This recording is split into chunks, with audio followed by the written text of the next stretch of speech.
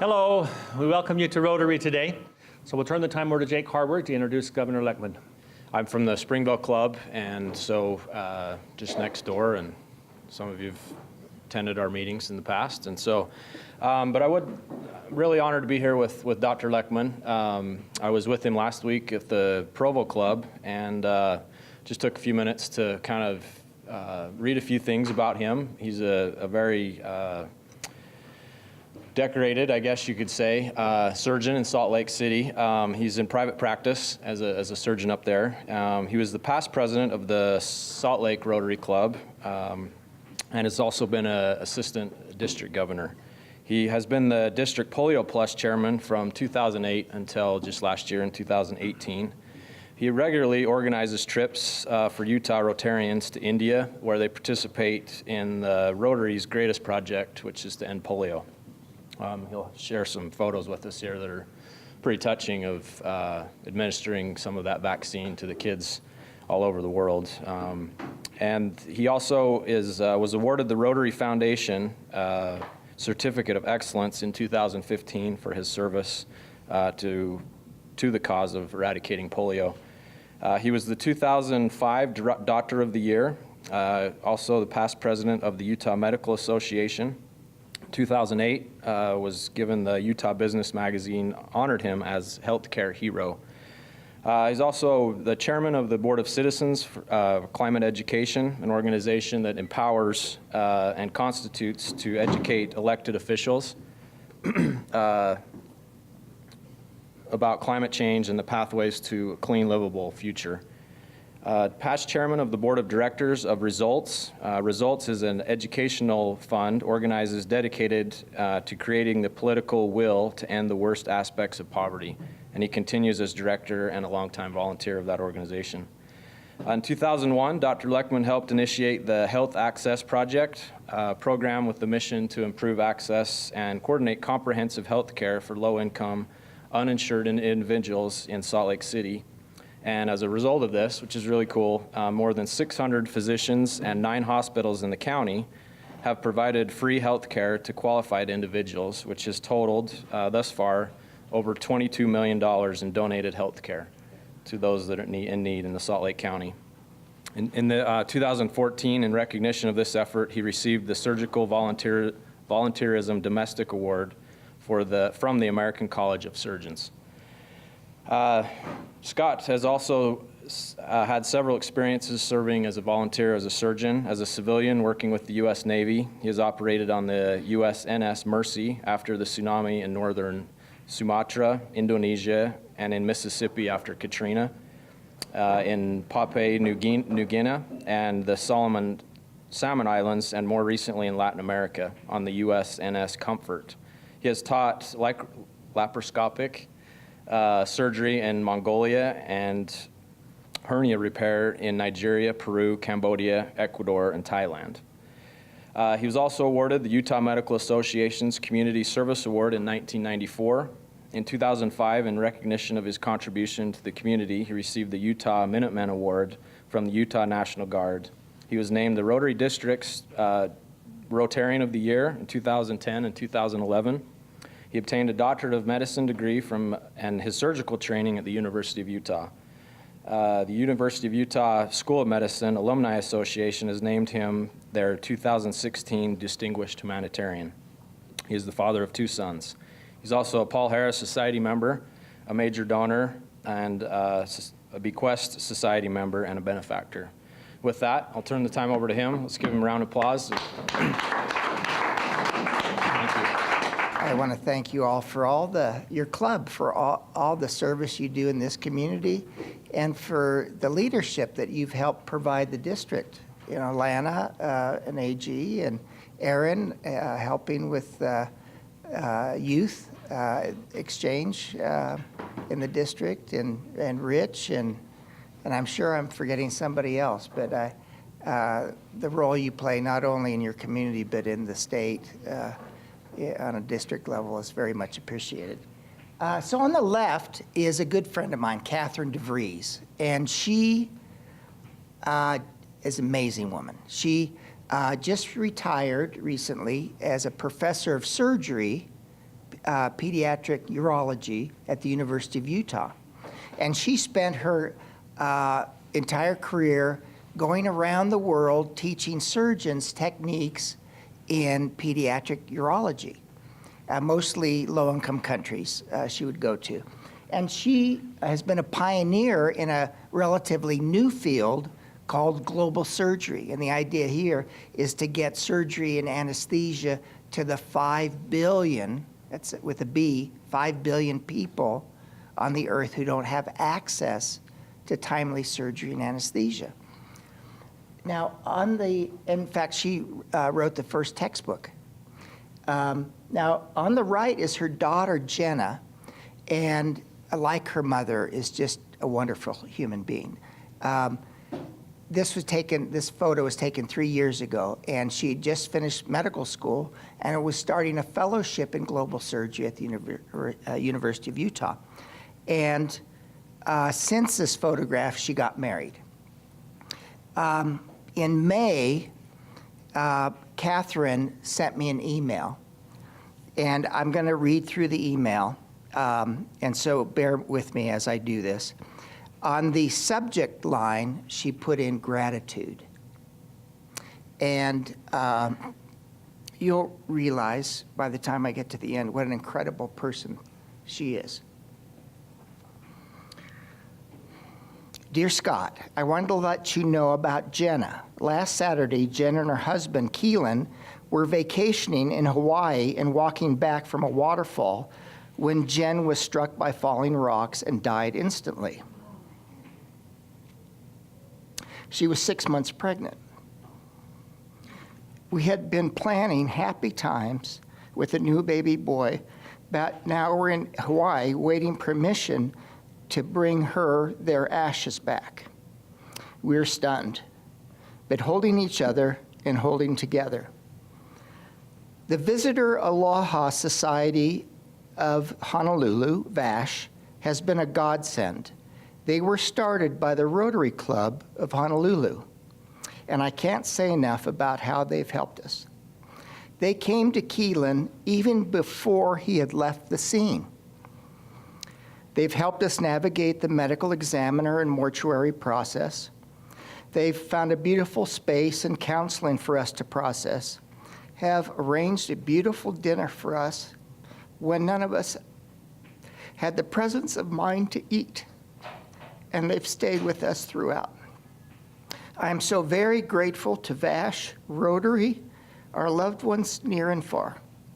While we go around the world trying to help people, it sometimes comes back to us how much everyone gives back as we learn not just how to give, but to receive love. Catherine.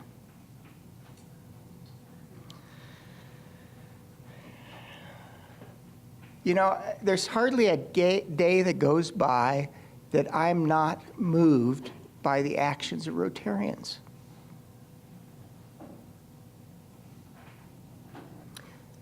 The Visitor Aloha Society of Hawaii was started by the Rotary Club of Honolulu. They saw a need and filled it. So they formed this organization which helps visitors who've been victims of crime or other adversities, and they help them. They've helped thousands of people, and one of those was my friend Catherine. You are part of this international family of do-gooders.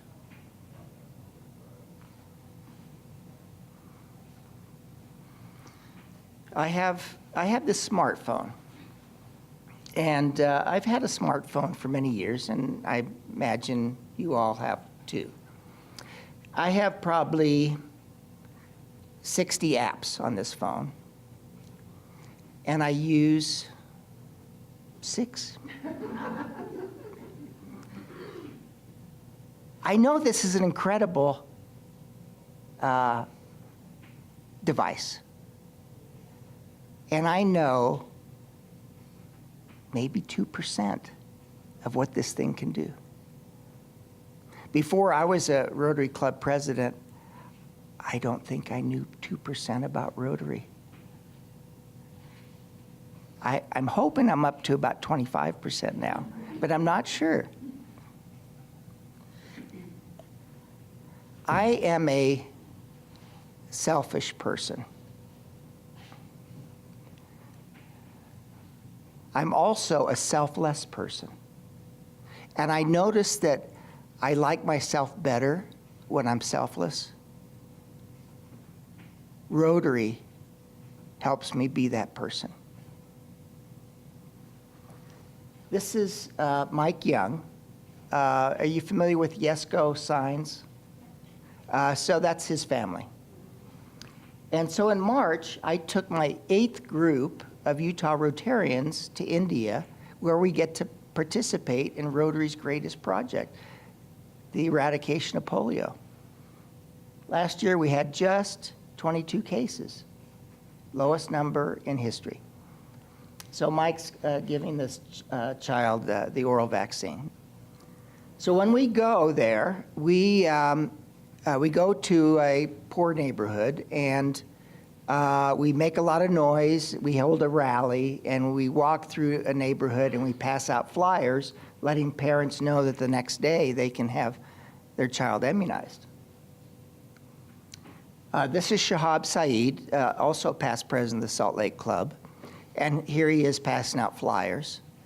Now the child on the left in green there, he wants to save his baby sister.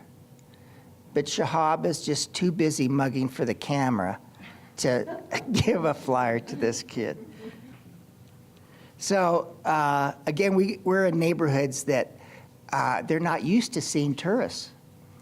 And so the kids just, come out of the woodwork, and they, come up to us. They want to touch us. They want to talk to us.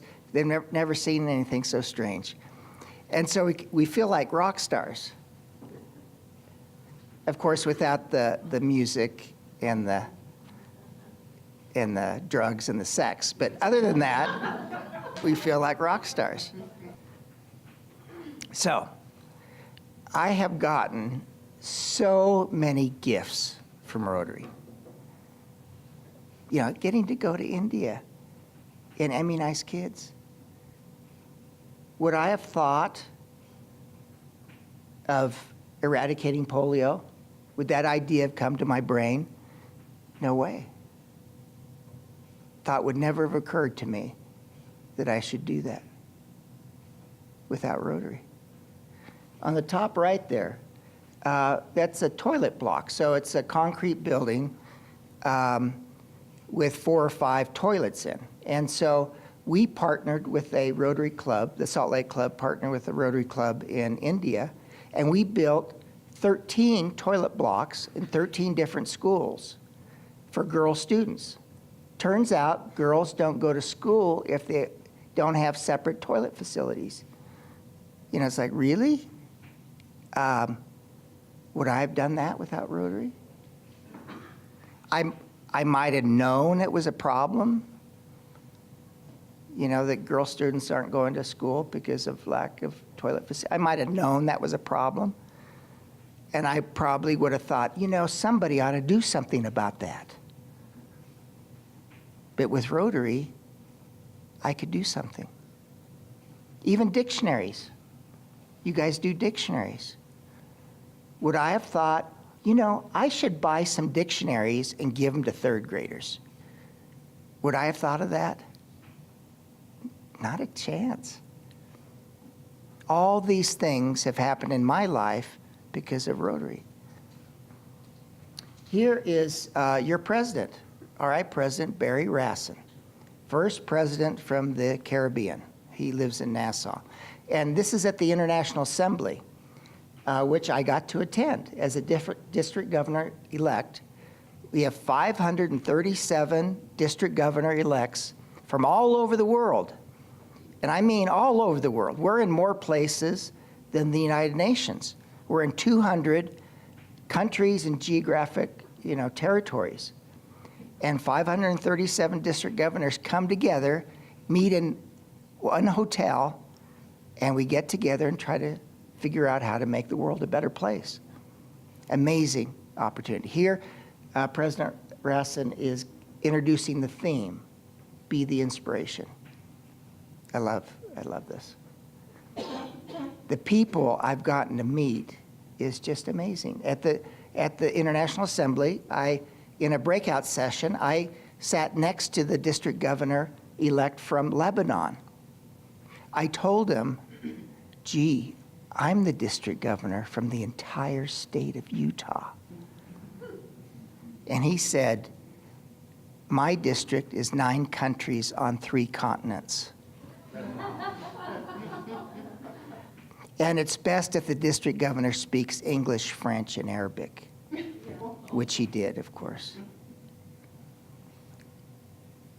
So I have some goals that I want to share with you, and you don't have to adopt these. I would like you to. And I believe your club will be much stronger if you do these. Of course, the only things you have to do is die and pay taxes, but this would be something I would suggest. Okay. So, my goal this year is, starting today and continuing the rest of the Rotary year, is to put you on a path to where you have a greater appreciation of Rotary outside your club.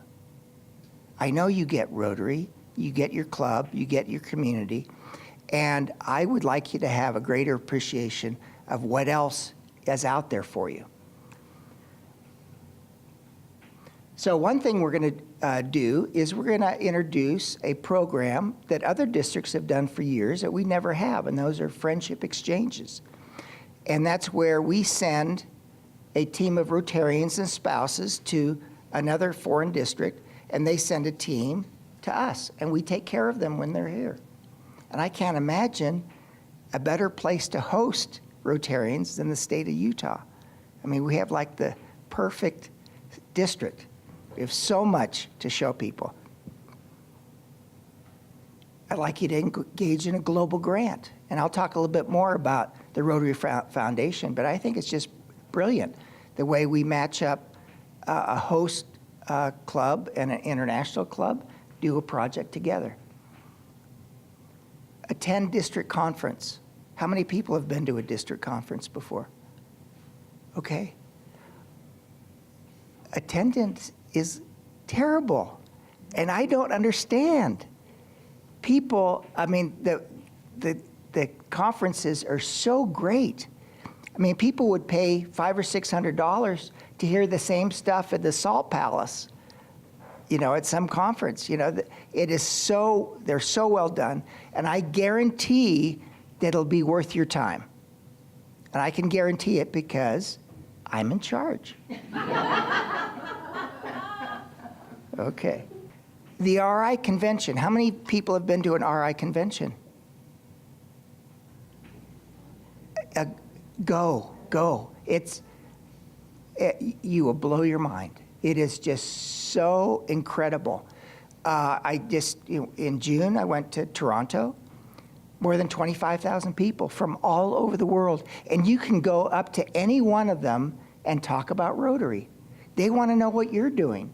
And you can tell them what you're doing, and they can tell you what they're doing. It's so inspiring what people are doing.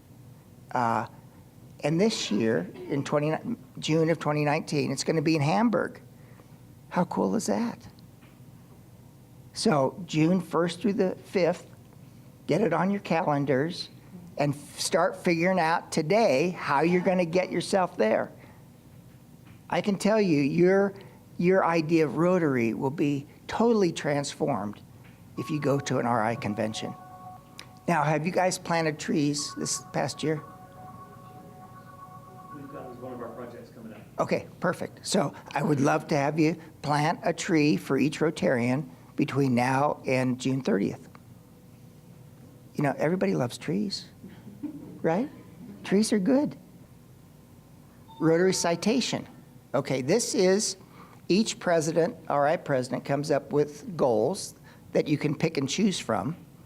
And if you do so many in 3 areas, strengthening the club, increasing humanitarian service and public image, then you get a certificate that says you have a cool club.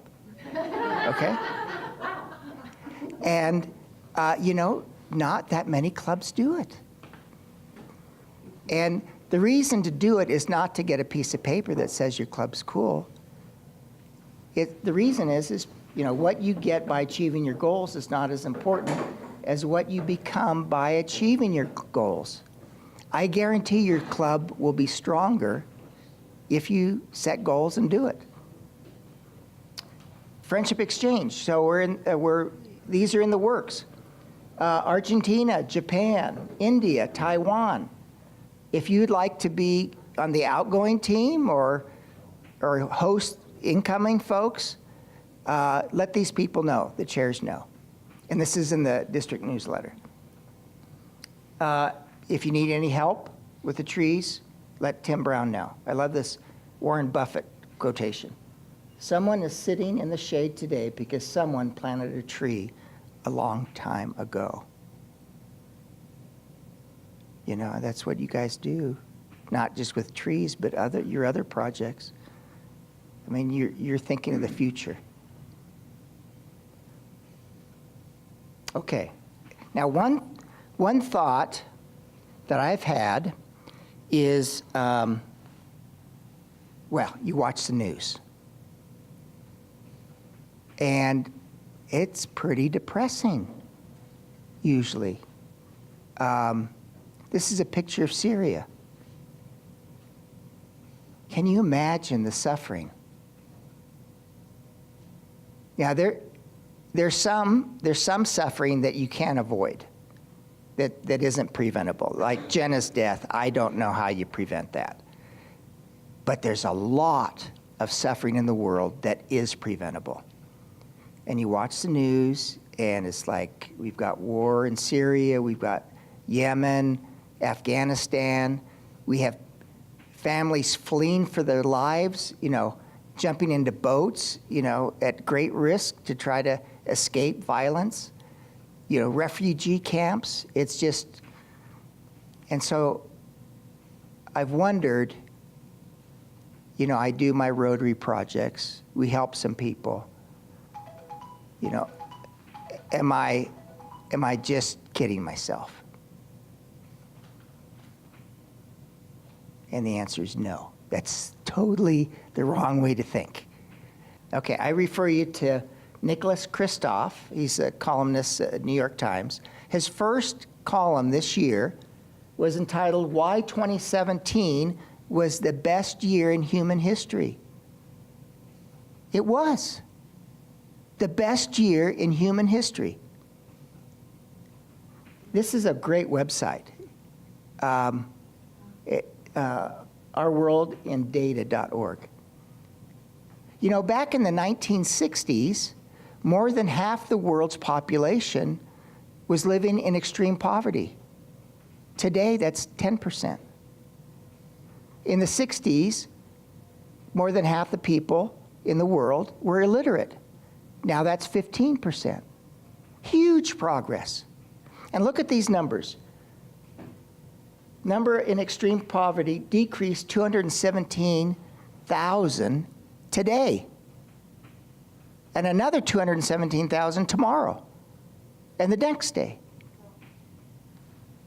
Electricity, 325,000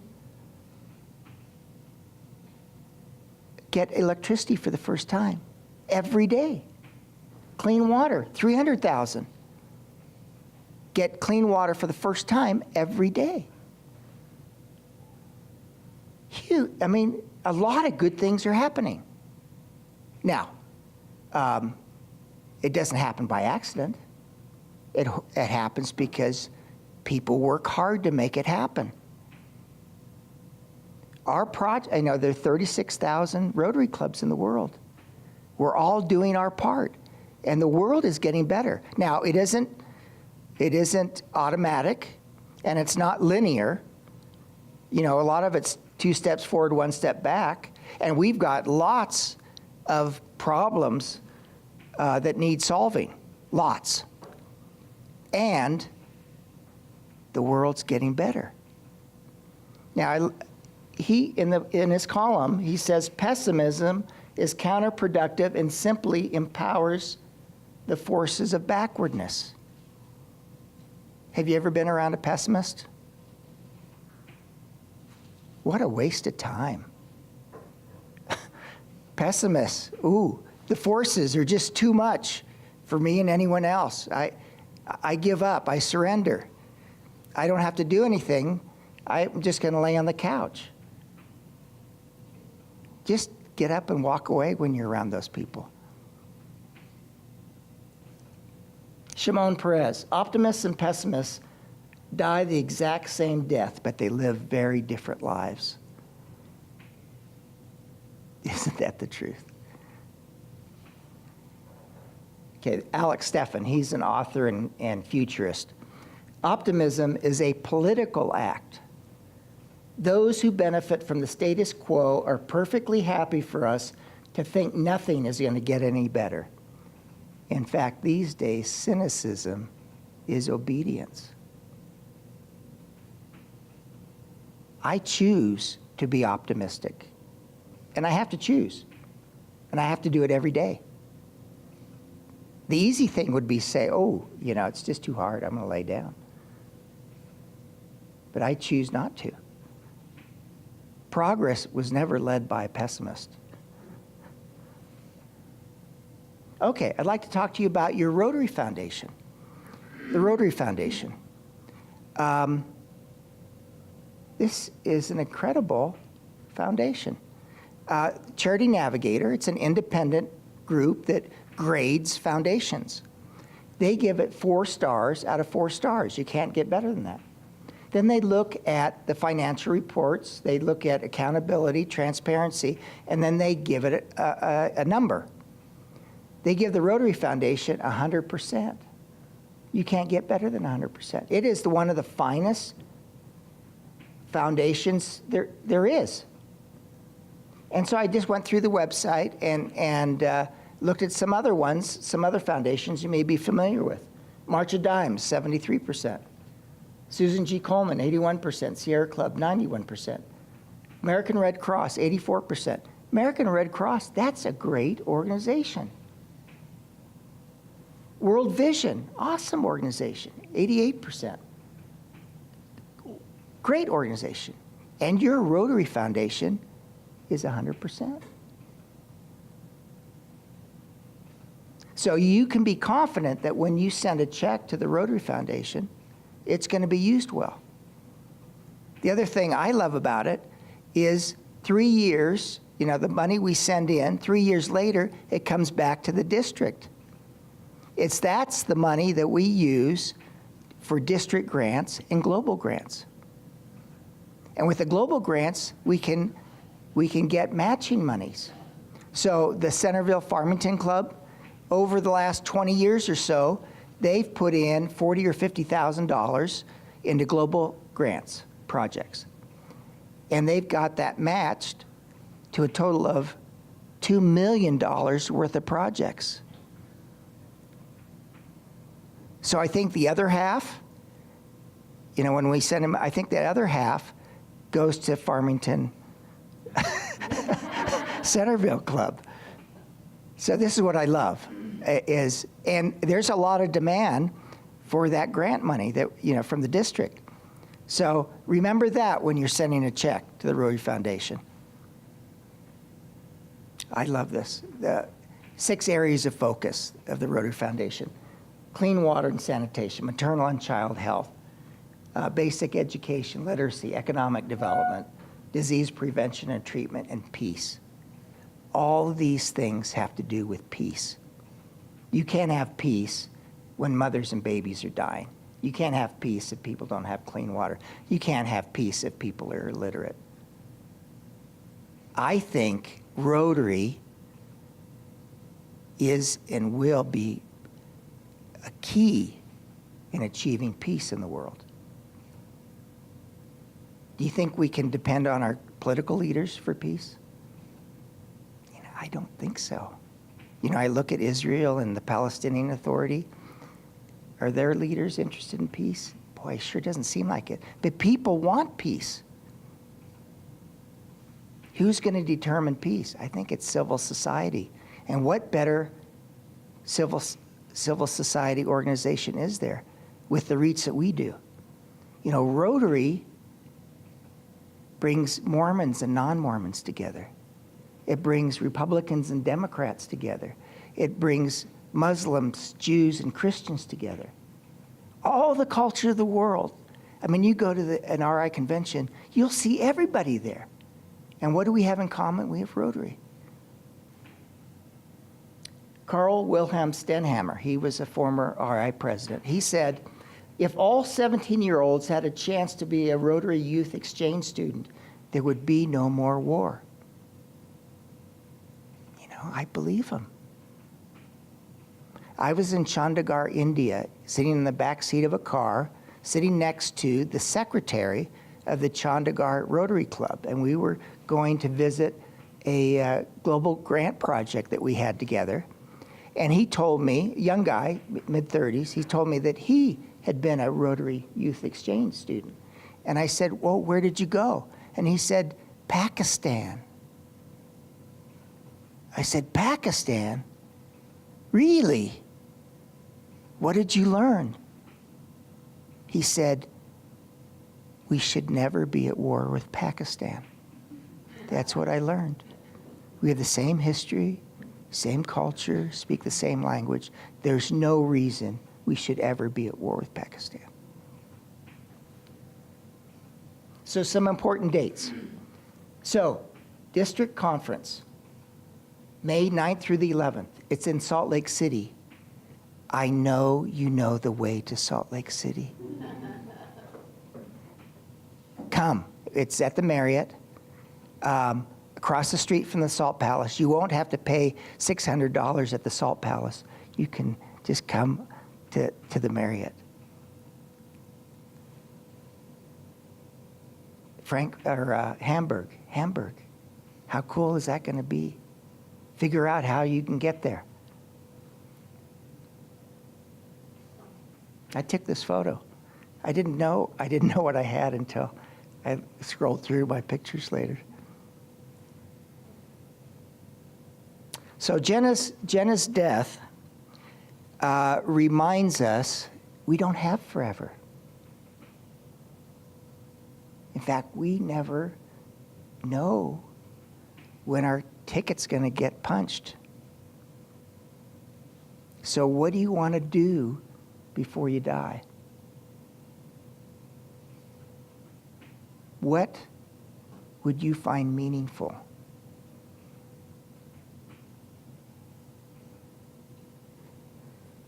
Rotary